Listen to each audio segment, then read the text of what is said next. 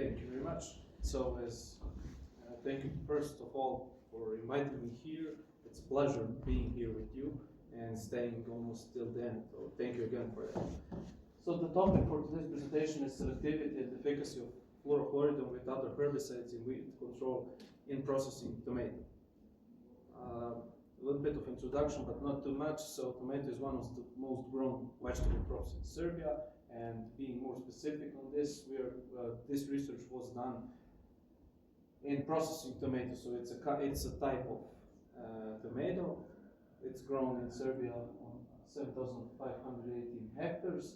And what are some of the most commonly appeared challenges in tomato production? There's for sure drought, insects and mites, plant diseases, so fungal viruses, and for sure weeds. The most common weed species in tomato crops are they separated as grass weeds, broadleaf weeds, parasitic and semi-parasitic plants. But I would like to point out several of them which we had in this study. So these are Echinochlorous galli, Abutilon theophrasti, Amaranthus species, Daptura ceramonium, and for sure Portulaca oleracea. So what can be used? What are the tools in the toolbox for weed control? Those are preventive measures and direct measures. As colleague said, preventive are more efficient, and for sure they actually keep the fields clean from weeds. So good growing practices, good crop rotation, tillage practices, manure application, and irrigation, and direct measures. The most efficient of them all is for sure chemical measures. Which herbicides can be used for weed control in tomato crops? Again, we had like situation in Serbia, in the Republic of Serbia, and in the EU, because our legislation follows the one from the EU, and we also have some from in the world.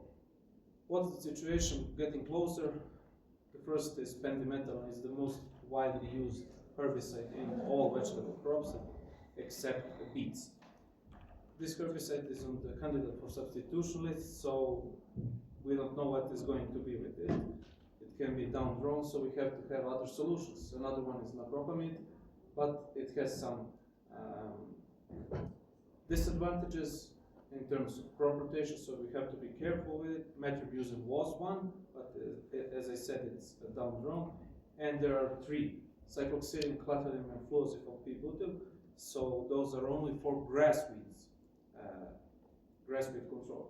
What does that mean? We don't have options for broadleaf weed control.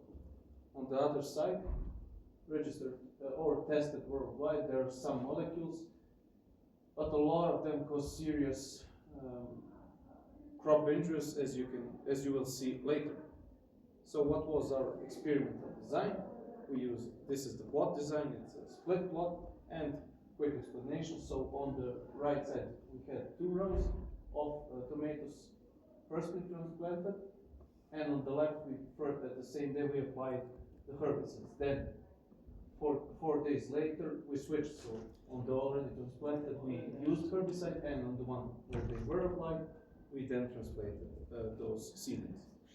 This is a soil analysis, a detailed one with the mechanical composition. So soil texture is heavy clay, because 49.1% of clay. So this is a very heavy soil. We need those informations because of herbicide rates. Material and methods. This study was established at the experimental field of Institute of Vegetable Crops Medicine Palanka, and I would like to point out that we used in both treatments fluorochloridone and just a different partner herbicide, so methylbromurone and dimethylamine P. Also, as I mentioned, we applied 4 days before transplanting and 4 days after. 28 days after the herbicide application, we took samples. So we did the stand count of the crop, weed density, and dried biomass. Again, to point out, it's very important that we use the sprinkler to irrigate the field. So we want to ensure that we have good crop stand count, and to separate if the plant of the crop was already dead, so if it was because of less irrigation or it was caused by herbicide. So, and treatment influence on weed density, these are the results. As I said, butyl antiprasti, amaranthus, we had great results with the combination of metoprolol and fluorochloridone.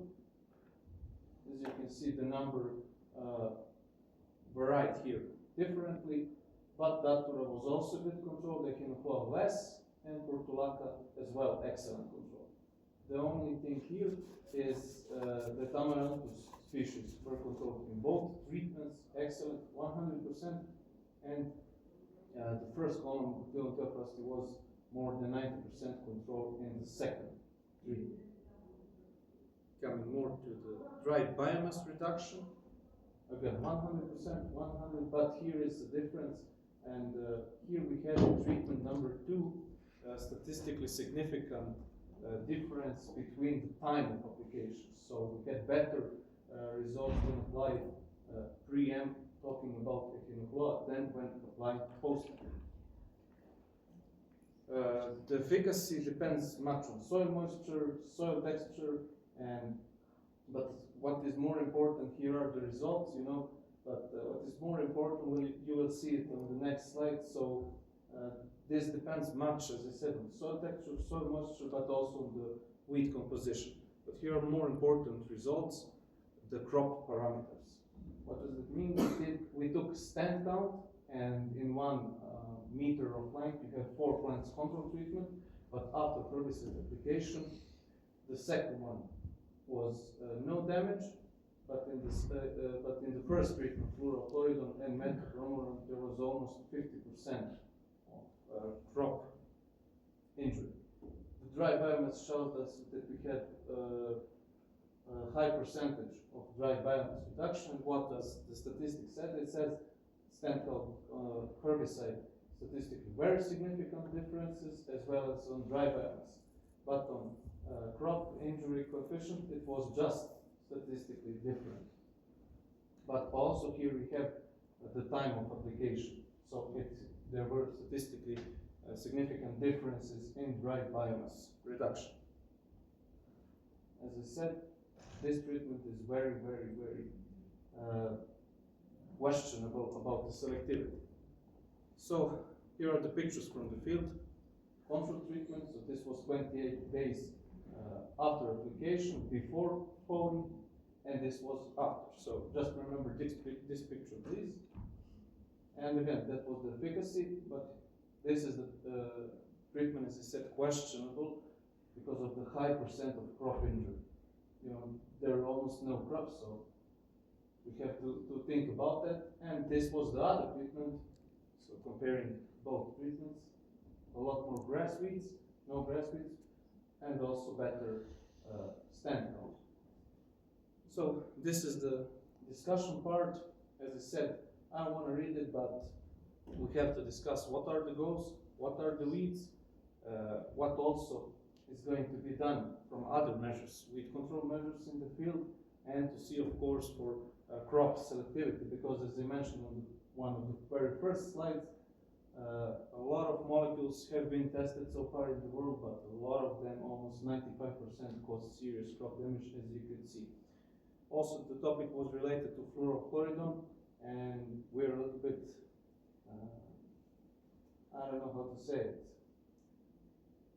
We're a little bit confused because when we started the study, it was not on the candidate for substitution list. Now it is again. So one of our main goals for the future is to redesign this study, to change some herbicides, change also maybe the way of irrigation, and to start this study again next year.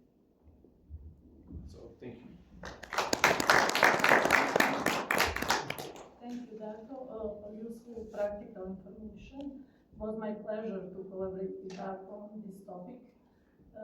Question will be on the end.